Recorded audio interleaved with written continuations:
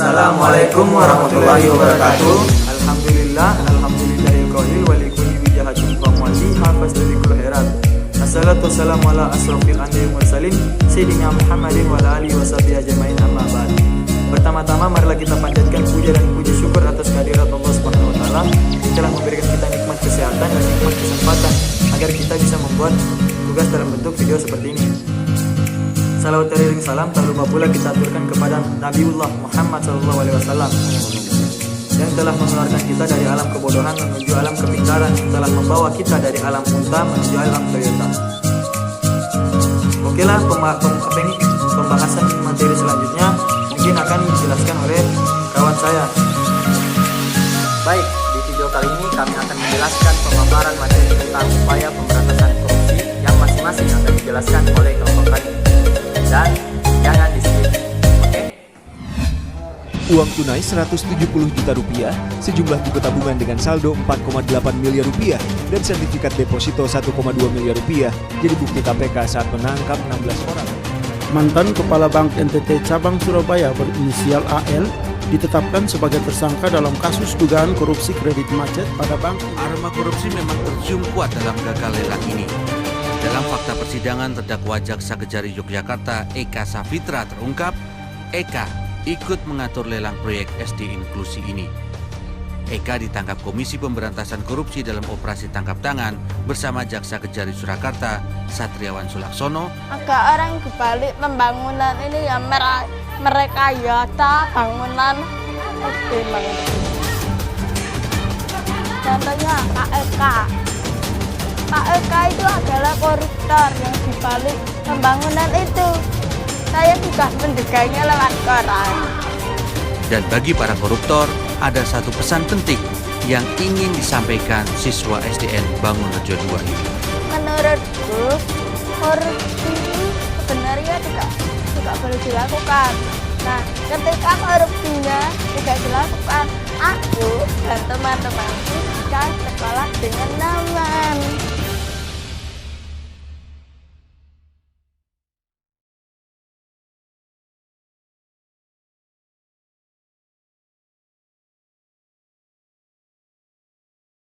Ya, Assalamualaikum warahmatullahi wabarakatuh.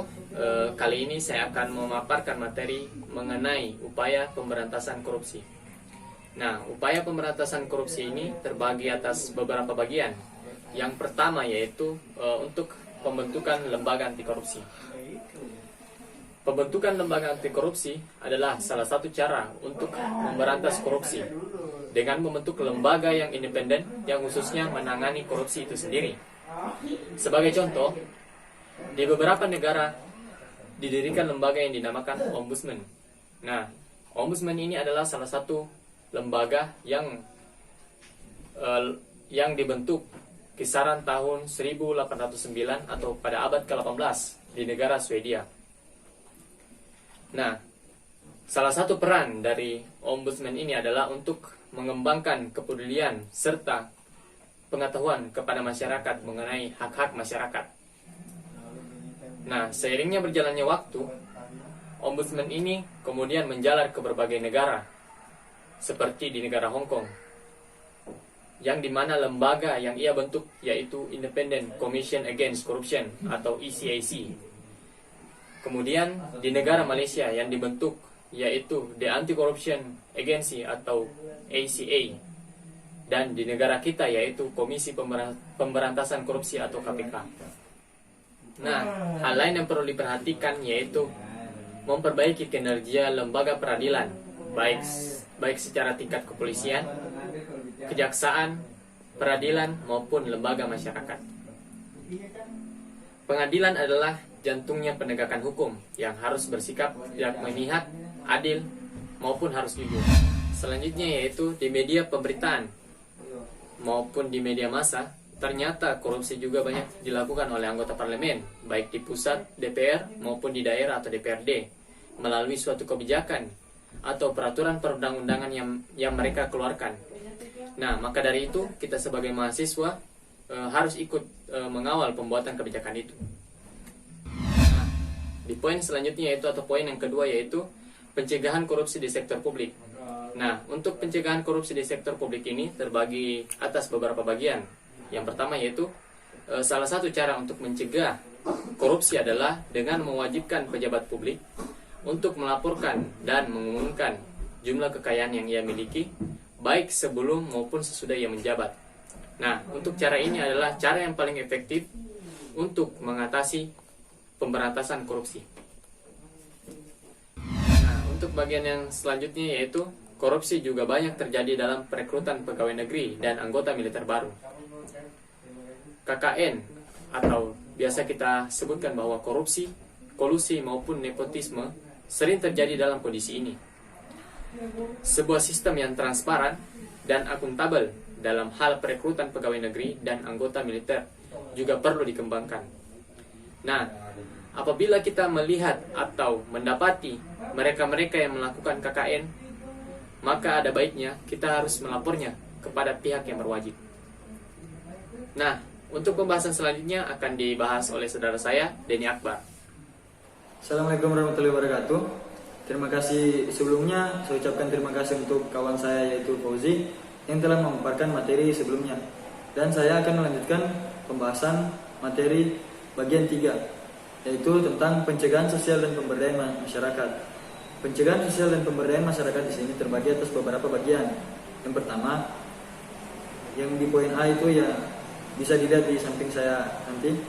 Salah satu upaya pemberantasan korupsi adalah memberi hak pada masyarakat untuk mendapatkan akses terhadap informasi atau biasa disebut dengan access to information, yaitu sebuah sistem harus dibangun di mana kepada masyarakat termasuk media diberikan hak meminta segala informasi yang berkaitan dengan kebijakan pemerintah yang mempengaruhi hajat hidup orang banyak. Kedua, isu mengenai public awareness atau kesadaran serta kepedulian publik terhadap bahaya korupsi dan isu pemberdayaan masyarakat adalah salah satu bagian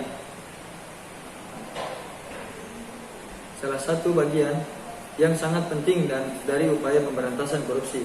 Salah satu cara untuk meningkatkan public awareness adalah dengan melakukan kampanye tentang bahaya korupsi, sosialisasi serta diseminasi di ruang publik mengenai apa itu korupsi, dampak korupsi, dan bagaimana memerangi korupsi harus diintensifkan.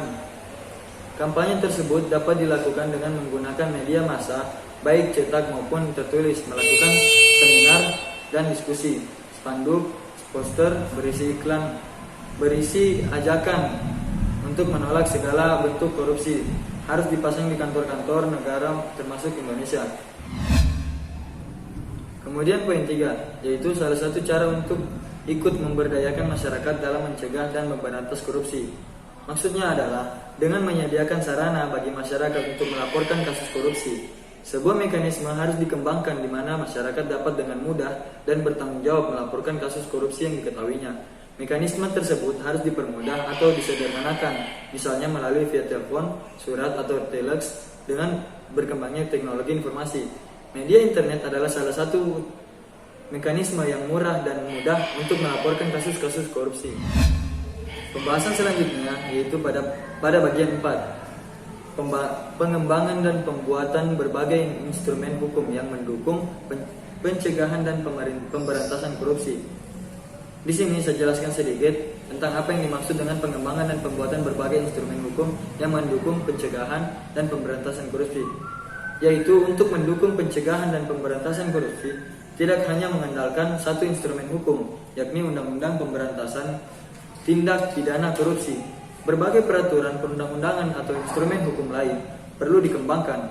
Salah satu peraturan perundang-undangan yang harus ada untuk mendukung pemberantasan korupsi adalah Undang-Undang Tindak Pidana Money atau Money Laundering atau pencucian uang.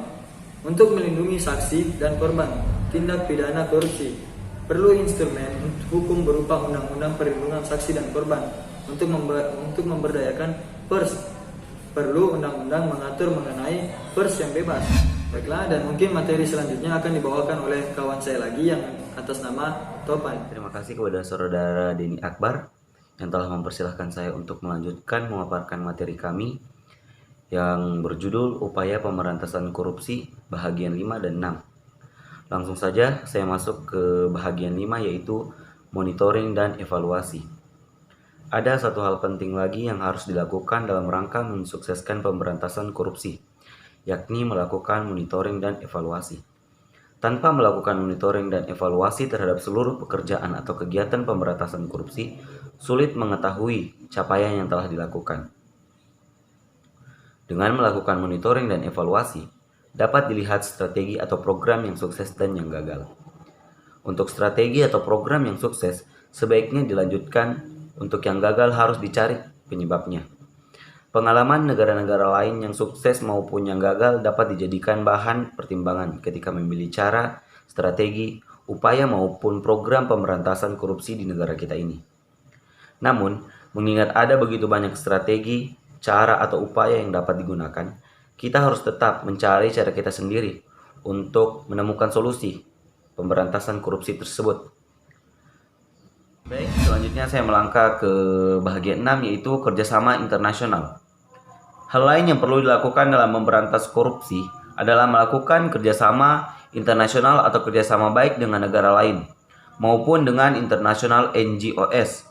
Sebagai contoh saja, di tingkat internasional, Transparency International atau TI misalnya membuat program National Integrity System, OECD membuat program The Ethnic Infrastructure, dan World Bank membuat program of Framework for Integrity. Baik, itulah tadi pemaparan tentang upaya pemberantasan korupsi. Semoga pemaparan kami di video kali ini dapat bermanfaat untuk teman-teman sekalian.